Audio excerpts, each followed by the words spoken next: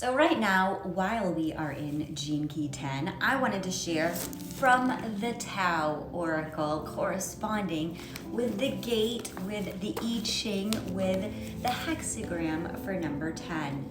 Here is the card here from Ma Deva Padma's deck, and the hexagram name is treading. Some keywords is conduct, self-awareness, proceed with caution and sensitivity, correct behavior, and act responsibly. So with the gene keys, we said this is shadow self-obsession, gift naturalness, divine expression being. So according to the I Ching, this is treading. So I'm going to read about it. There are basically two modes of conduct in human life: conduct that arises from ego and conduct that arises from essence.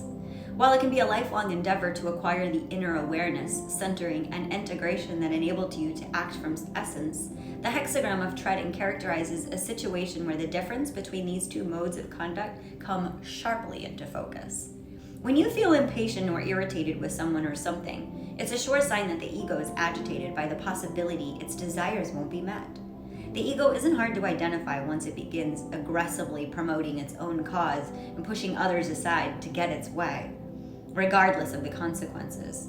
Cut off from any influence other than its own wants, the ego fuels an inner attitude that undervalues other people and consciously or unconsciously oversteps their personal boundaries.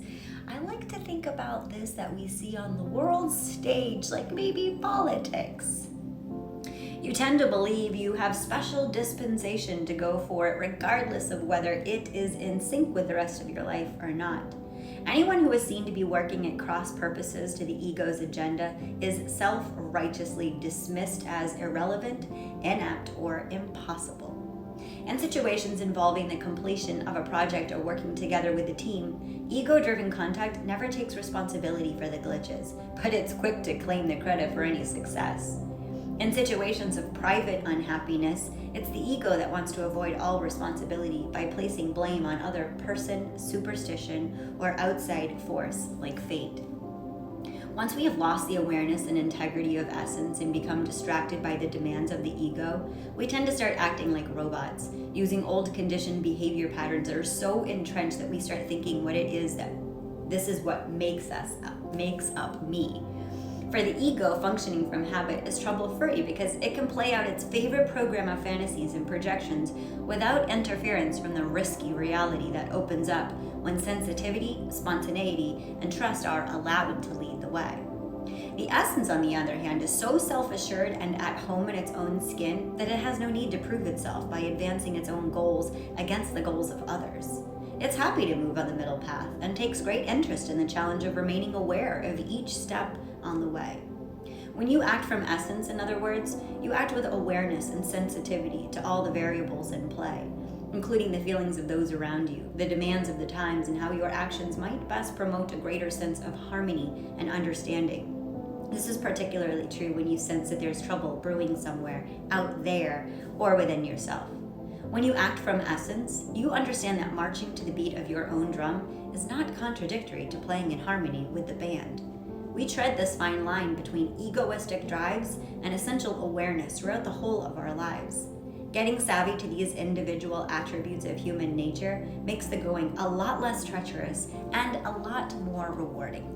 So let's talk about the 6 ways that this can show up for us. So we might find that there's 1 or maybe 2 that we really relate to.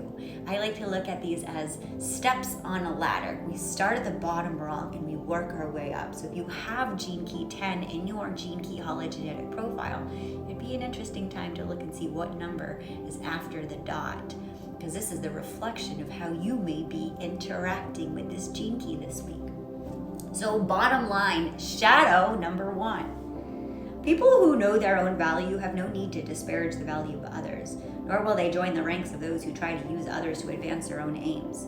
When you find yourself surrounded by egomaniacs, the best way to conduct yourself is with dignity and simplicity. It'll be nice if a few others somehow come to their senses and follow your example, but that's not really your concern. Staying out of the fray will be its own reward. The one goes on its own trip. It's the lone wolf. I have a lot of ones. Line 2. The stage is set, the costumes are ready, and the entire troupe of actors is on the stage. The trouble is, they all seem to be trying to play the lead role at the same time. Don't fall into the trap of thinking it's your job to sort them out, or to demonstrate that actually you yourself are the best person for the job. There's a seat reserved for you in the audience where you can sit back and chuckle at all the drama. Line 3. This one always relates to relationships. You ever go on Facebook or wherever your social media and you can tell exactly what somebody's relationship status is by the way that they're posting, by the things that they're sharing. It's so funny. People are so funny. Line 3. One of the ways that ego can sabotage its essence is to try to persuade you that you must do what you must do is so essential that any means justifies the ends. This is almost never the case. In the laws of existence, means and ends are inextricably linked. So no matter how worthy the goal, if unworthy means are used to reach it, the consequences of your conduct will be quite different from what you imagined. Line 4. No matter how wobbly you may feel now, it's okay to go. Slowly, gently, and with caution. Above all, work within your limits. Be forthright about what you can and cannot do, and respect the boundaries of others. Slowing down makes it easier to perceive the way. As the surrounding atmosphere gradually clears, it becomes possible to consider alternative approaches that you might otherwise have missed if you didn't take your time. Line 5. I always think of line 5 as the impact, the little silent power that ripples out through our essence. Sometimes it can be hard to tell the difference between the quiet commitment of the essence and the cunning determination of the ego, but only from the outside. From the inside, you know perfectly well which mode of conduct is at work, but you have to take the time to go inside and look at the situation from there. Depending on what you see when you get there, you might need to reevaluate where you're coming from and switch gears. Top line, line 6. Like the tree is known by the fruit, so the conduct can be evaluated by how it affects the inner and outer environment. If you're feeling stressed out, there's likely to be some ego involvement in what you're trying to do. If all seems to be going well for you and the whole situation seems to be benefited by your actions, you're probably right in tune with your essence. Here we go, treading.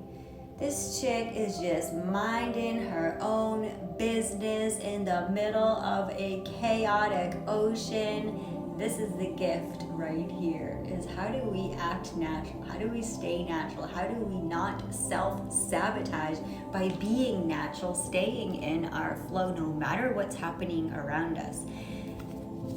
The ego is a funny thing. When we can learn to embrace it for what it is, then it can take a seat in the back seat instead of driving the ship all of the time. So invitation, maybe get in shotgun and just enjoy the ride for a while and stop judging the shit out of it. Sending you so much love. Namaste.